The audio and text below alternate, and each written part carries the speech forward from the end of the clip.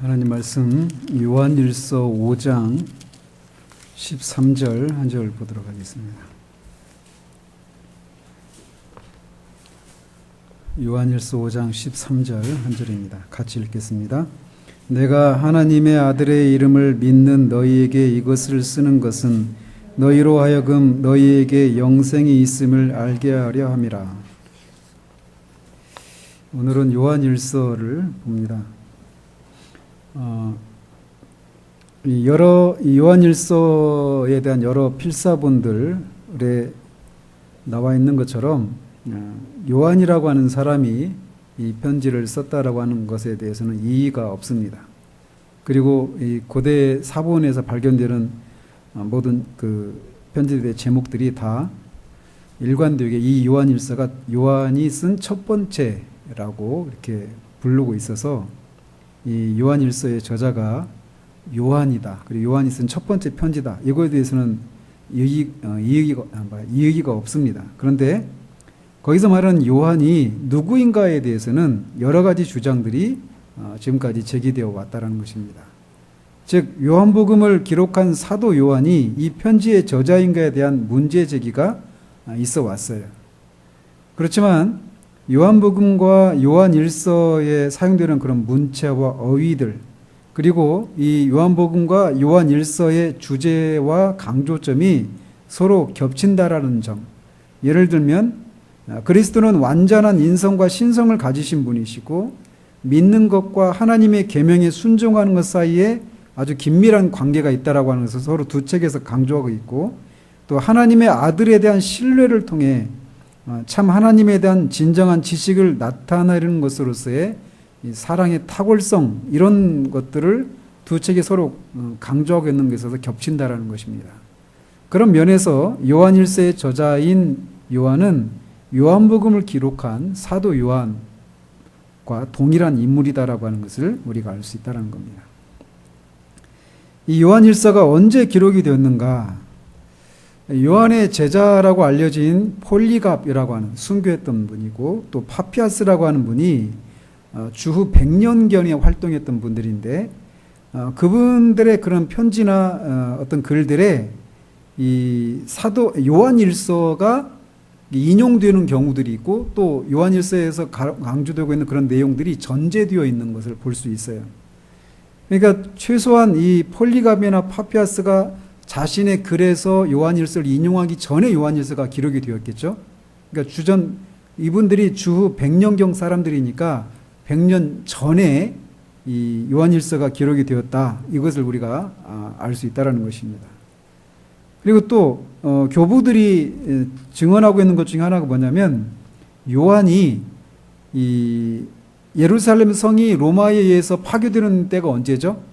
주후 70년이었어요. 근데 그 주후 70년 전인 주후 67년 직전에 요한이 다른 그리스도인들과 함께 예루살렘을 떠났다라고 하는 그런 증언들이 있어요. 그래서 전하는 바에 따르면 요한은 오늘날 이 터키 서부 지역에 있는 아주 큰 도시지만 우상 숭배가 만연했던 에베소 부근에서 사도로서의 사역을 재개했다고 합니다. 예루살렘을 떠나서 에베소에서 사역을 재개했다고 그래요. 그리고 그 시기, 즉 67년경에 예루살렘을 떠나서 에베소에서 사역을 감당했고, 그 시기 동안에 그리고 이 파피아스나 폴리갑이 자신의 글에서 이 요한일서를 인용했기 때문에 그 전에 이 편지를 썼다라고 볼 수 있어요. 그래서 대충 주후 90년경 이 정도쯤에 이 요한일서를 썼다라고 그렇게 알려져 있어요. 우리가 학자들이 주장하고 있습니다. 요한일서의 주제를 보면 이 독자들에게, 이 편지를 읽는 독자들에게 참된 교리로 돌아가라. 그리고 순종하는 생활을 해라. 또 열정적인 헌신 등과 같은 신앙생활의 기본으로 돌아갈 것을 촉구하고 있어요. 뒤에서 이제 왜 이것을 쓰게 됐는지 그 배경을 말씀드릴 때 좀 더 분명해지는데, 그래서 하나님은 빛이시기 때문에 그리스도를 따르는 이들은 그들을 타도하려고 하는 악을 행하는 자들을 반드시 이긴다라고 하는 것이 이 주제, 요한일서의 주제 중에 하나예요. 왜냐하면 그들 가운데 사시는 이인 하나님의 아들이 현재 그들이 살고 있는 현재 세상 가운데 있는 적 그리스도의 영보다 크신 분이시기 때문이다라는 거예요. 그리고 하나님의 아들의 이름을 믿는 것은 곧 영생에 대한 확신을 아는 것이다 라고 하는 것이 이 요한일서에서 강조하고 있는 큰 주제입니다. 요한일서는 통상적으로 초기 영지주의에 대한 이 등장에 대한 대응으로 이 편지를 쓰게 되었다라고 하는 것이 통상적인 견해입니다. 영지주의라고 하는 것이 영적인 지식이라는 말이에요. 영적인 지식. 근데 그 지식이 헬라어로 그노시스거든요. 그래서 거기서 이제 영지주의 하면 그노시즘이라고 말을 해요. 영지주의자 하면 그노시스도 이렇게 말을 하는 거거든요. 그노시스도 이렇게 말을 하는데 이 당시에 초기 영지주의가 발흥을 했다라는 것입니다. 영지주의가 뭐냐면 구원에 이르게 되는 영적인 지식이 있다라는 거예요. 근데 그 지식은 아주 비밀스러운 지식이라는 것입니다. 그래서 이거는 아는 사람만 아는 거예요. 그걸 경험한 사람만 알게 되는 그런 거라는 거죠. 그래서 일종의 기독교적인 그런 모티프를 가진 종교적인 신비주의였어요. 그러니까 신비주의니까 이것을 말씀드린 것처럼 어떤 말로 글로 설명하거나 서술할 수 있는 그런 지식이 아니라는 거예요. 경험한 사람만이 알 수 있는. 그래서 그걸 아는 그런 지식을 가진 사람만 구원에 이룰 수 있다라고 하는 것이에요. 근데 이제 언젠가 그런 기회가 오겠지만 이단이라고 하는 것이 항상 해 아래 새 것이 없습니다. 이전에 있었던 이단이 새로운 옷을 입고 나타나는 거예요. 시대가 지나가면서. 그래서 이 당시 요한일서를 쓰게 될 당시에 이 초기 영지주의적인 그런 신앙의 행태들이 지금 오늘날에도 있습니다. 오늘날에도. 영지주의라고 하는 그런 이름으로 행해지진 않지만 이런 신비주의적인 영성을 강조하는 이런 유의 신앙 안에서 이런 신앙의 모습이 다시 재현되고 있는 것을 볼 수 있어요.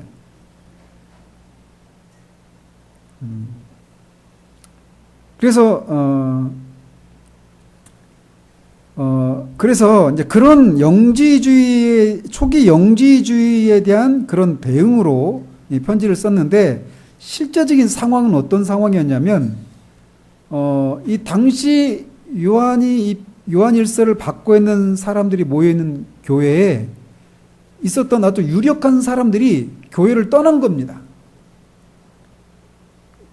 그래서 그리고 그 사람들이 굉장히 또 유력한 사람들이었어요. 그러니까 남아있는 그리고 그들은 아까 말한 것처럼 자신들이 구원에 이르는 영적인 그런 지식을 소유했다라고 주장을 해요. 근데 그런 사람이 교회를 떠난 거예요. 많은 무리를 지어서. 그럴 때 교회에 남아있는 사람들이 혼란을 겪지 않겠어요? 저 사람이 생각해 보세요. 저나 권사님이나 우리 여기 있는 분들이 막 교회를 떠나가면서 우리 교회에는 없는 구원에 이르는 지식을 나는 그 비밀을 알고 있다라고 하면서 떠나가 버리는 거예요. 그래서 남은 사람들은 얼마나 혼란스럽겠습니까? 내가 정말 믿는 게 맞나? 내가 지금 믿고 옳다고 믿는 게 이게 진짜 진리인가? 나는 정말 구원받은 사람들인가? 라고 하는 그런 혼란에 빠지지 않겠어요? 그런 상황 가운데 있었던 겁니다. 이 당시 상황이. 그래서 그런 상황 가운데 있었고 그 떠나간 사람들이 자신들은 영적인 어떤 그런 지식을 소유했기 때문에 율법을 지키는 것, 이런 이 영적인 지식 아까 말씀드린 것처럼 신비 종교예요. 그러니까 어떤 자신의 삶 가운데서 말씀을 율법을 따라서 살고 하는 이런 것들, 경건한 삶을 살아가는 것 이런 것들에 대해서 굉장히 자신들은 자유로운 사람들이라고 하는 그런 입장을 가졌던 사람들이 대부분이었어요. 그러니까 나와 있는 사람들 입장에서는 굉장히 혼란을 겪게 되겠죠. 그런 사람들에게 이제 쓴 겁니다. 그래서 그런 상황 가운데 있는 독자들에게 그들의 어떤 신학적인 이해를 가다듬고 윤리적인 엄격함을 연마하고 헌신의 강도를 높일 것을 촉구하고 있어요. 즉 믿음과 순종과 사랑에 있어서 그들이 성장해야 한다라고 하는 것을 강조하고 있는 것입니다.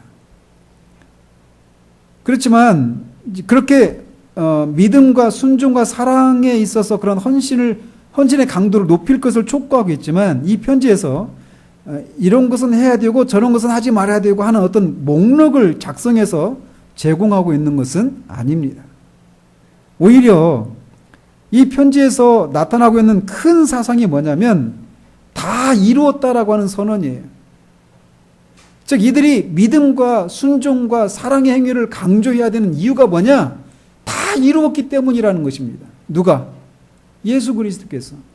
예수 그리스도께서 십자가에서 하나님의 그 우리의 죄를 대신한 희생 제물로 죽으시면서 다 이루셨기 때문에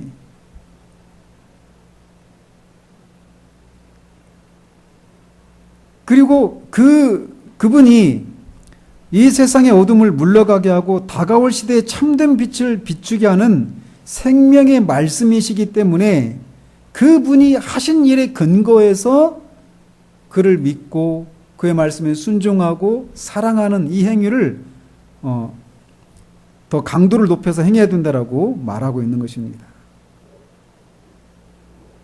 하나님의 활동은 하나님의 아들을 믿는 이들에 대한 명령이 됩니다. 그래서 2장 17절에 오직 하나님의 뜻을 행하는 자는 영원히 거하느니라 라고 말씀하고 있어요. 즉 하나님의 뜻은 독자들이 그리스도의 오심이라고 하는 구원의 메시지를 받아들이고 그리스도의 가르침의 이 명령을 기뻐하면서 성부의 사랑이, 하나님 아버지의 사랑이 지속적으로 그리스도인을 향해서 나타나야 되고 또 세상을 사랑하지 않는 이런 모습으로 나타나야 한다라고 강조하고 있는 것입니다. 그래서 이 요한일서의 어떤 문해적인 그런 특징들을 살펴보면 이 요한일서의 주된 주제는 우리가 아까도 말씀드린 것처럼 그렇게 교회 안에 있었던 사람들이 막 무리를 지어서 다 떠나갔어요. 그리고 그들은 어떤 영적인 구원에 이르는 영적인 지식을 소유했다라고 말하고 그런 자신들은 율법을 계명을 지키고 하는 이런 것들에 대해서 자유롭다라고 하는 사람 그렇게 주장한단 말이에요. 그러니까 남아있는 사람들은 이제 나는 그럼 그리스도인이 맞는가? 그럼 저 사람들은 어떤 사람들인가? 이런 회의에 빠지지 않겠어요? 그래서 그리스도인, 하나님으로부터 난 사람들은 어떤 모습을 나타나게 되었는가? 그리스도인이라고 하는 것을 어떻게 알 수 있는가에 대한 여러 가지 시금석들을 요한이 그들의 독자들에게 제시하고 있는 것입니다. 그래서 한 사람이 그리스도인인가 아닌가라고 하는 것은 그들이 마땅히 믿어야 할 것을 믿고 있는지 그리고 그 믿는 것에 대한 그런 사랑의 행위들이 따라 나오는지 이를 가지고 알 수 있다라고 말하고 있는 거예요. 그래서 그런 그리스도인인가 아닌가를 알 수 있는 여러 가지 시금석들이 요한일서만큼 많이 나오는 서신이 없다라고 할 수 있어요. 그래서 가장 먼저 믿어야 될 것이 뭡니까? 예수 그리스도의 하나님의 아들 되심을 믿는 거예요. 육체로 오신 그 예수가 하나님의 아들이시다. 그리스도의 인격과 그분의 사역을 믿는 것. 그 사람이 그리스도인이라는 거예요. 그리고 그 사람들은 그 믿음이 진짜라고 하는 것을 어떤 것으로 나타나느냐? 그들이 지속적으로 빛 가운데 행하는 것으로 나타난다는 거예요. 빛 가운데 행하는 거예요. 하나님 계명을 지키는 것. 그리고 성도를 형제들을 사랑하는 것, 그리고 세상을 사랑하지 않는 것, 이런 것 등으로 이 사람들이 그리스도인이라고 하는 것을 확인할 수 있다라고 하는 것을 이 편지가 여러 곳에서 말을 하고 있습니다. 이 책에 이제 이 편지에서 등장하고 있는 또 핵심적인 여러 가지 주제들을 보면 이렇습니다.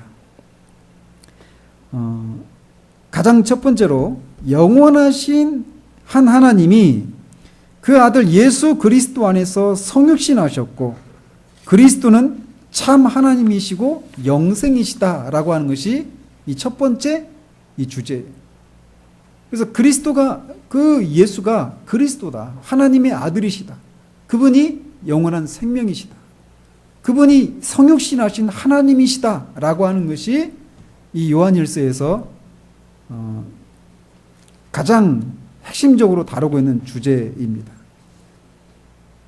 그리고 두 번째로는 모든 인간은 죄가 가득하지만 그리스도인들은 회개와 그리스도에 대한 믿음을 통해서 성부와 성자 그리고 그리스도인 서로 간의 교제를 나눈다라는 겁니다. 죄가 없는 인간은 없다라는 거예요. 모든 인간은 죄가 가득하다는 것입니다. 그럼에도 불구하고 그 죄 많은 인간이 회개와 그리스도에 대한 믿음을 통해서 하나님과 또 성부와 성자와 교제를 나눌 수 있다는 거예요. 그리고 거기서 하나님과의 교제에서 끝나는 것이 아니라 그렇게 회개하고 예수 그리스도를 믿은 신자들은 다른 동료 신자들과도 더불어서 교제를 나눈다라는 것입니다. 그리고 세 번째로 그리스도는 성부 앞에서 우리의 대언자이며 우리의 죄를 위한 화목제물이다라는 겁니다. 그러니까 영지주의자들은 그리스도에 대한 이런 생각이 있을까요, 없을까요? 그리스도가 필요가 없습니다. 영적인 지식을 그 깨달음으로 얻는 거예요. 그리고 그 깨달음을 말로 또 글로 서술할 수 있는 그런 성격의 것이 아니에요. 그러니까 그들에게 있어서는 그리스도가 필요가 없죠. 어떤 깨달음이, 어떤 영적인 지식을 깨닫는 거, 그것으로 구원에 이른다고 생각하니까. 그래서 이 편지를 받고 있는 사람들, 혼란에 빠지는 사람들에게 그리스도에 대한 그리스도의 그 기독론, 이것을 믿는가 안 믿는가가 그 사람이 그리스도인인가 아닌가를 알 수 있다라고 하는 내용들을 아주 여러 번에 걸쳐서 다루고 있는 것입니다. 또 그리스도를 아는 사람들은 죄를 버리고 하나님의 계명을 지킨다라는 것입니다. 특히 하나님의 계명 중에 어떤 계명일까요? 죄를 버리고 그리스도인이 된 사람들, 그리스도를 아는 사람들은 하나님의 계명인데 특별히 사랑, 이 계명을 지킨다라는 거예요. 그래서 형제의 사랑에 대한 얘기들이 요한일서에서 굉장히 많이 나옵니다. 그리고 예수 그리스도가 육체를 입으신 하나님의 아들이심을 부인하는 것은 성부 하나님을 부인하는 것이다 라고 하는 것이 이 요한일서에서 나오는 핵심적인 주제 중에 하나입니다. 그러니까 떠나간 사람들은 이것을 믿지 않았어요. 결국 그들은 저 그리스도다라고 사도가 말하고 있는 거죠. 마지막으로 그리스도에 대한 믿음은 무엇을 가져오느냐면 죄 용서를 가져다 준다라는 거예요. 그뿐만 아니라 영생을 가져다 주고 또 기도하는 데 있어서 확신을 가져다 주고 또 악한 자로부터 보호해 준다라는 겁니다. 또 참 하나님에 대한 이해와 알므로 규결된다라고 말해주고 있어요.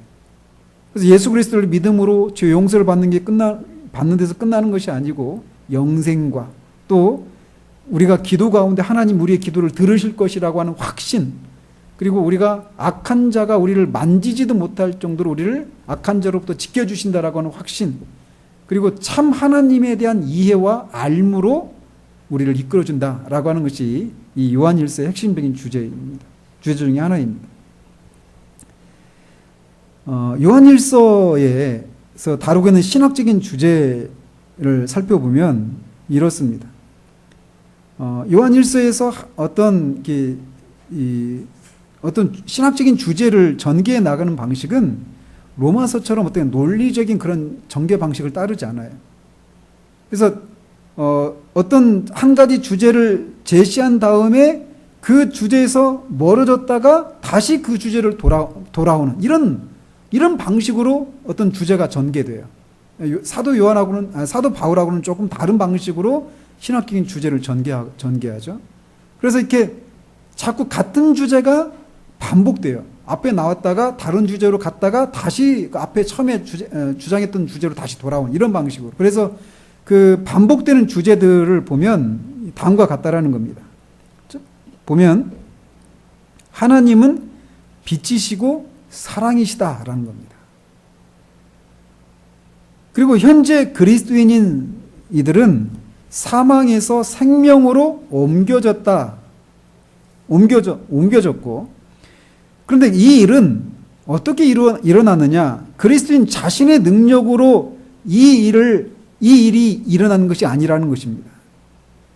그리스도인은 사망에서 생명으로 옮겨졌는데 그 일이 자신의 능력으로 일어난 것이 아니다라는 거예요.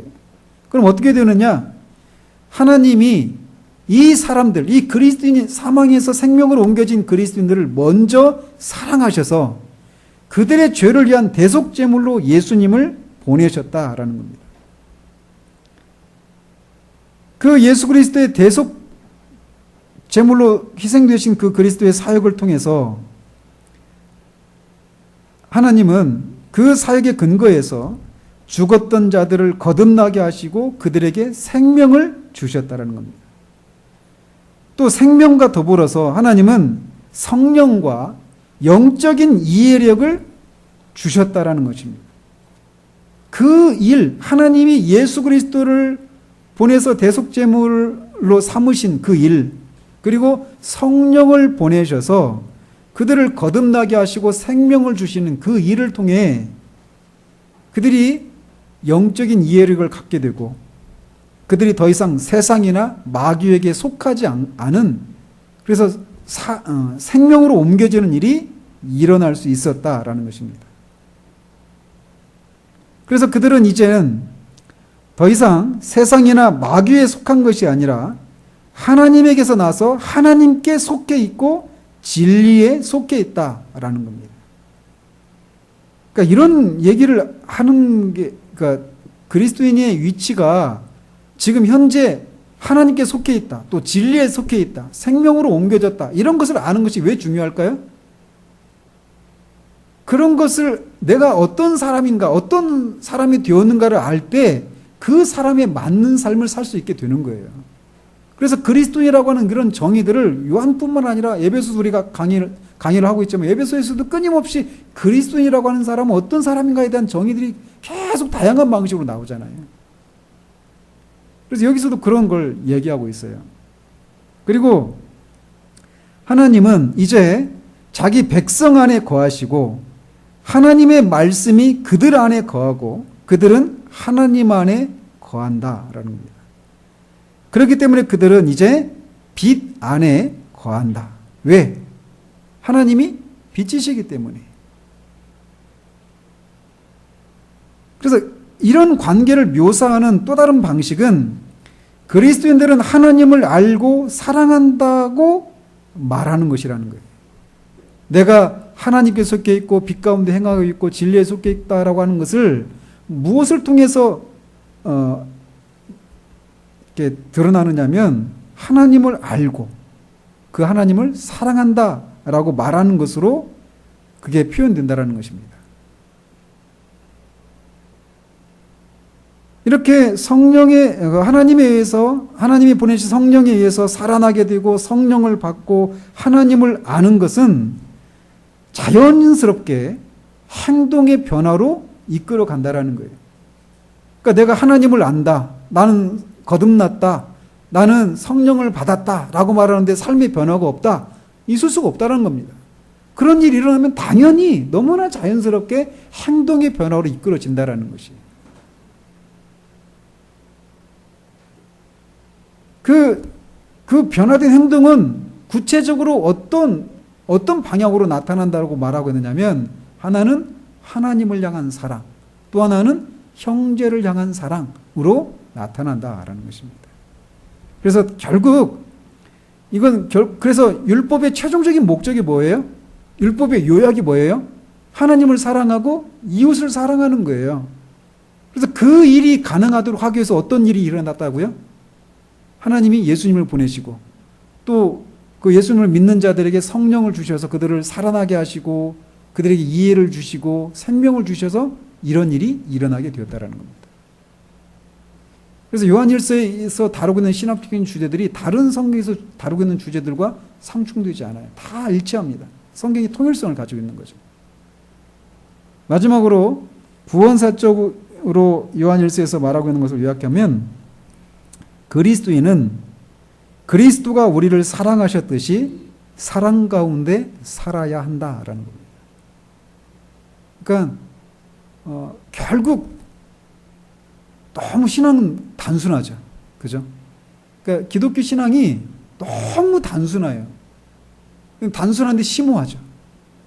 그리스도가 우리를 사랑하셨던 것처럼 우리도 사람을 사랑하면서 살아야 된다는 거예요.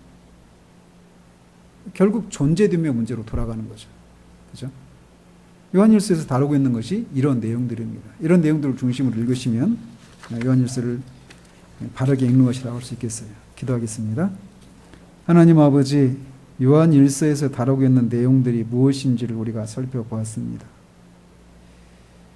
한때 자신들과 함께 신앙생활이라고 하면서 같이 했었던 사람들이 그 공동체를 떠나고 남겨진 자신들은 구원에 이르는 지식을 소유했고 자신들은 그 구원에 이르는 신비한 지식을 소유했기에 율법에 매인 그런 삶으로부터 자유롭다고 말하는 사람들, 그들을 지켜보며 남아있는 사람들이 혼란을 겪고 있는 그런 상황 가운데 사도 요한이 그리스도인이라고 하는 사람들은 어떤 사람들인지, 그가 그리스도인이라고 하는 것을 어떻게 알 수 있는지를 알 수 있는 여러 가지 시금석들을 제시하면서 그리스도는 결국 그리스도가 그들을 사랑한 것처럼 서로 사랑하며 살아가야 되는 사람들, 그 사람이 그리스도인이라고 하는 것을 이 편지에서 말하고 있다는 것을 살펴보았습니다. 우리가 정말 그리스도에게 속해 있는지를 확인할 수 있도록 제시한 그런 여러 가지 시금석들을 우리가 살피면서 우리가 그리스도인됨을 확인하게 하시고 그리스도를 믿는 자들에게 하나님이 약속하신 죄사함과 영생과 악한 자로부터 보호를 받는 것과 또 하나님을 알고 하나님과 교제를 나누는 이러한 것들이 우리 가운데 있음을 알고 그것을 누리는 가운데서 정말 사랑을 실천하며 살아가는 그런 우리들이 될 수 있도록 주님 도와주시기를 원합니다. 예수 그리스도 이름으로 기도합니다. 아멘.